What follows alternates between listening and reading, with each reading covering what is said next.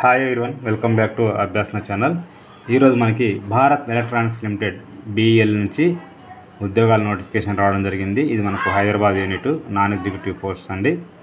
So central government సంబంధించిన ఉద్యోగాలు కాబట్టి తెలంగాణ, ఆంధ్రప్రదేశ్ విద్యార్థులందరూ అప్లై చేసుకోవచ్చు. వీడియో కనుక పూర్తిగా చూస్తే వివరాలను తెలుసుకోవచ్చు. నేను ఇచ్చే ఇన్ఫర్మేషన్ మీకు నచ్చితే తప్పకుండా అభ్యాసన ఛానల్ సబ్స్క్రైబ్ చేసుకోండి.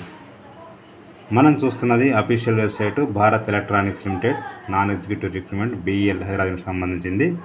ముందుగా ఇక్కడ ఇంగ్లీష్ వెర్షన్ క్లిక్ చేస్తే ఓపెన్ అయిపోతుంది. చూద్దాం. ఇక్కడ మీరు చూసినట్లయితే మనకి హైదరాబాద్ నుంచి కదండి. ఇంజనీరింగ్ అసిస్టెంట్, ఇక్కడ మీకు 3 years డిప్లొమా ఇంజనీరింగ్ ఉండాలి. ఎలక్ట్రానిక్స్ అండ్ కమ్యూనికేషను మొత్తం పోస్టులు 8 అయితే ఉన్నాయి. ఇక్కడ రిజర్వేషన్కి ఎవరికి ఎన్ని పోస్టులు ఇక్కడ ఇవ్వడం జరిగింది. స్కేల్ వచ్చేసి స్టార్టింగ్ 20% బేసిక్ ఉంటుంది. మొత్తం 50+ అయితే మీకు రావచ్చు, ఇంకెక్కువ రావచ్చు. ఓకేనా. నెక్స్ట్ టెక్నీషియన్స్, ఫస్ట్ వచ్చేసి ఇంజనీరింగ్ అసిస్టెంట్ ట్రైనింగ్. ఓకేనా.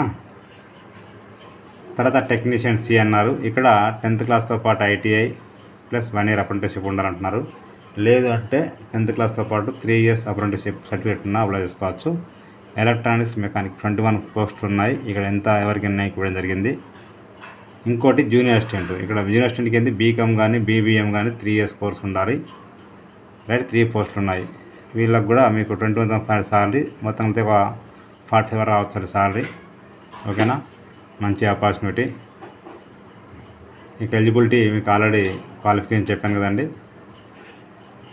సో ఏజ్ వచ్చేసి 28 years కూడా తక్కువ ఉండాలి. SC ST వాళ్ళకు 5 years, BC వాళ్ళకు 3 years. ఎగ్జామ్షన్ ఉంది, ఎక్కువ ఉన్న అప్లై చేసుకోవచ్చు. ఇక్కడ ఇచ్చారు. PH వాళ్ళకి 10 years. మీకు ఆల్రెడీ ఎడ్యుకేషన్ వాళ్ళకి చెప్పానండి. 60% స్కోర్ ఉండాలి.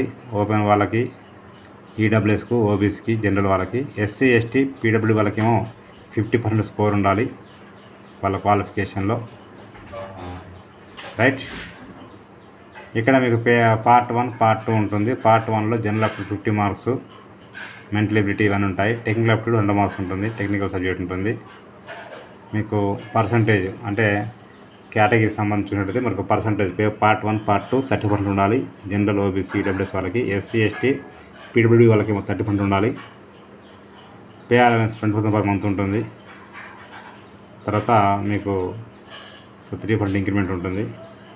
అప్లికేషన్ ఫీ ఇక్కడ మీరు చూసినట్లయితే 250+ 8% GST అన్నారు. SC ST PWD ex servicemen ఎలాంటి ఫీ లేదు, ఫ్రీ ఆఫ్ కాస్ట్ అప్లై చేసుకోవచ్చు.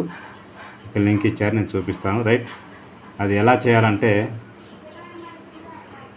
స్టేట్ బ్యాంక్ కలెక్టర్లో పోవాలి, ఆల్ ఇండియా పెట్టాలి, భారత్ ఎలక్ట్రానిక్ లిమిటెడ్ పెట్టాలి, నాన్ ఎగ్జిక్యూటివ్ పెట్టాలి. ఈ విధంగా పెడితే అప్లై చేసుకోవచ్చు. చూద్దాం సార్ ఏ విధంగా అనేది నేను కూడా చూపిస్తాను.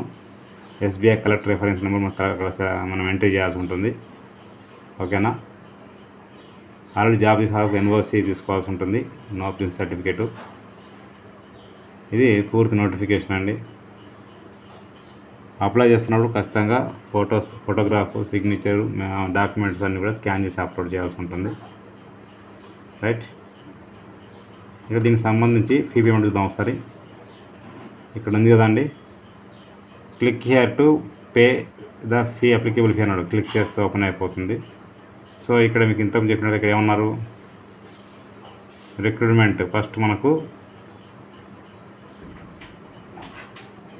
So Hyderabad recruitment non executive. ఓకేనా అండి. ఇలా పెట్టేసి మీరు అలా వెళ్ళిపోవచ్చు. నెక్స్ట్ పేమెంట్ చేయవచ్చు.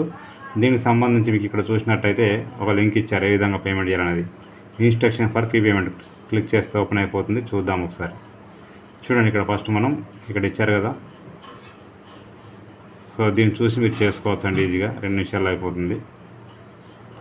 ఆన్లైన్ పేమెంట్ అయిపోతుంది. ఇట్లా జనరేట్ అయిపోతుందండి. ఓకేనా. సో పేమెంట్ అయిపోయిన తర్వాత click here to submit the online application click చేస్తే ఓపెన్ అయిపోతుంది. ఇక్కడ ఇవన్నీ కూడా సేమ్ అండి. ఇంజనీరింగ్ అసిస్టెంట్ ట్రైనింగ్ కానీ, టెక్నీషియన్ C కానీ, జూనియర్ అసిస్టెంట్ అన్నీ సేమే ఉంటాయి. నేను క్లిక్ చేస్తున్నాను, చూద్దాం ఒకసారి. సో ఇటు రాగానే మనకి fresh candidate click here login click చేస్తే ఓపెన్ అయిపోతుంది. ఇక్కడ name of the candidate 10th ప్రకారం కానీ, ఇంటర్ ప్రకారం కానీ, date of birth main 10th ప్రకారం చూస్తారు. Date of birth, date of birth, ఏ పోస్ట్కి అప్లై చేస్తున్నా సెట్ చేసుకోవాలి. ఇక్కడ ఏమంటారు ఈమెయిల్ ఐడి, ఓకేనా. నెక్స్ట్ ఏమైనా ఉంటే వేరే పెట్టాలంటే అవసరం లేదు. రీఎంటర్ ఈమెయిల్ ఐడి, ఓకేనా. పాస్వర్డ్ మనమే ఇవ్వాల్సి ఉంటుంది, 4 క్యారెక్టర్స్ మినిమం. ఇక్కడ ఎస్ అని పెట్టేసి సబ్మిట్ చేస్తే మీకు అప్లికేషన్ ఫామ్ అనేది ఓపెన్ అవుతుంది. ఒకేసారి కంప్లీట్ చేస్తే మరలా లాగిన్ అవసరం లేదు. మీరు ఒకేసారి కనుక కంప్లీట్ చేయకపోతే అప్లికేషన్ కనుక చూసినట్లయితే ఇక్కడ మీరు చూడండి ఒకసారి.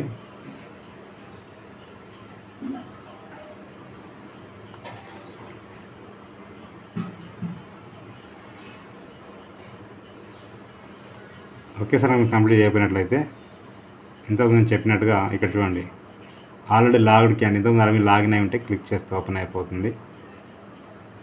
సో ఇక్కడ మీ ఈమెయిల్ ఐడి ఏ పోస్ట్ ఆ పోస్ట్ చేసుకోవాలి. పాస్వర్డ్ ఇంటి సబ్మిట్ అంటే రిమైనింగ్ పార్ట్ అప్లై చేసుకోవచ్చు. ఒకవేళ పాస్వర్డ్ మర్చిపోతే ఫర్గట్ పాస్వర్డ్ లింక్ ఉంది, క్లిక్ చేస్తే ఇక్కడ క్లిక్ చేస్తే కనుక మీకు ఓపెన్ అవుతుంది. ఇక్కడ enter email ID, date of birth, post upload దీనికనేది క్లిక్ చేసి సబ్మిట్ పాస్వర్డ్ అంటే మీకు మొబైల్ నెంబర్కి ఈమెయిల్ ఐడికి పాస్వర్డ్ అనేది వస్తుంది. నేను డిస్క్రిప్షన్ లింక్ అయితే ఇస్తాను, క్లిక్ చేస్తే ఓపెన్ అయిపోతుంది. ప్రతి ఒక్కరికి షేర్ చేయండి, ఫార్వర్డ్ చేయండి. మీకు నచ్చితే మీరు లైక్ చేయండి, షేర్ చేయండి, కామెంట్ చేయండి, సబ్స్క్రైబ్ చేయండి. Thank you so much.